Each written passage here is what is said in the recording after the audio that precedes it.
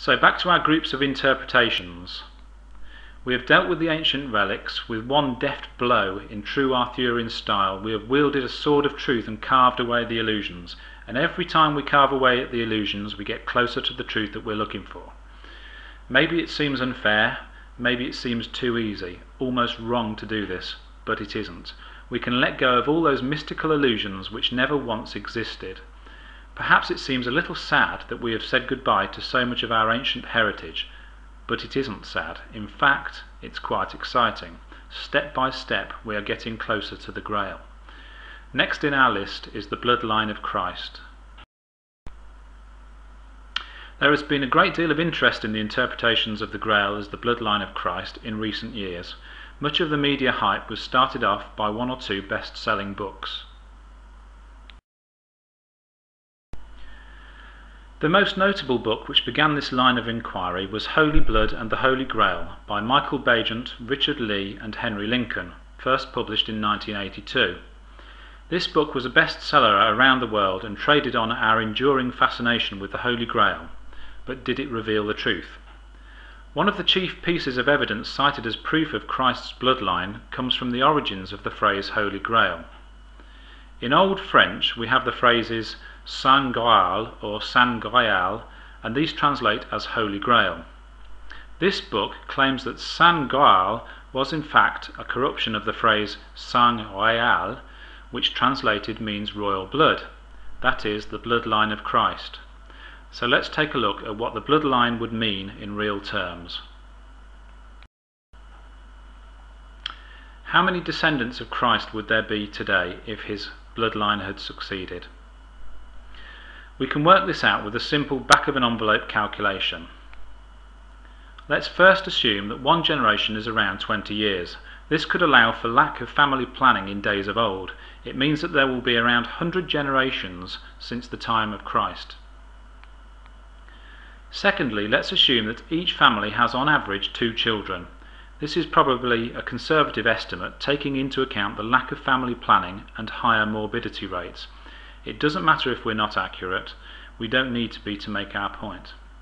Now, this means that Christ will have had 2 children, 4 grandchildren, 8 great-grandchildren, and so on, doubling with each generation. What we're asking is how many descendants of Christ would there be alive today at the 100th generation? And the answer is this number here, which is more than 1 billion. Now, there are about 6.5 billion people alive on the planet today. So what does this tell us? It means that almost everybody alive today could possibly be a descendant of Christ. So, based on the number of descendants, we can tell that the bloodline of Christ is meaningless. What about dilution of genes? Let's say we could prove that somebody alive today was a direct descendant of Christ.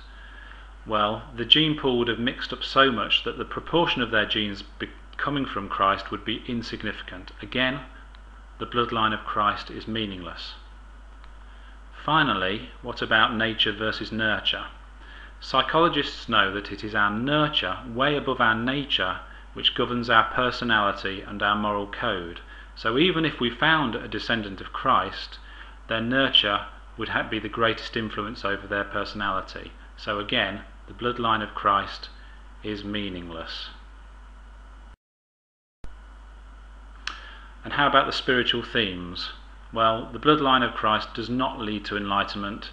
It's not invisible to unworthy eyes. It can't feed the poor. It doesn't raise the dead. So again, it doesn't give us the themes that we're looking for.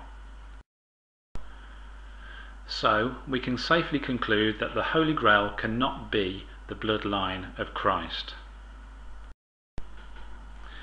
So back to our groups of interpretations. The relics have already been ruled out, and now we can eliminate the bloodline of Christ. And that leaves us with our final interpretation of the Grail as a spiritual path. Now that we've looked at some of the most common interpretations of the Grail and managed to rule them out from our study, we've found what the Grail is not. Can we now find what the Grail really is? we're going to continue the quest in Arthurian fashion and delve into another realm, the realm of spirituality. We've ruled out the physical objects. Now we ask, does the Grail reside in the soul?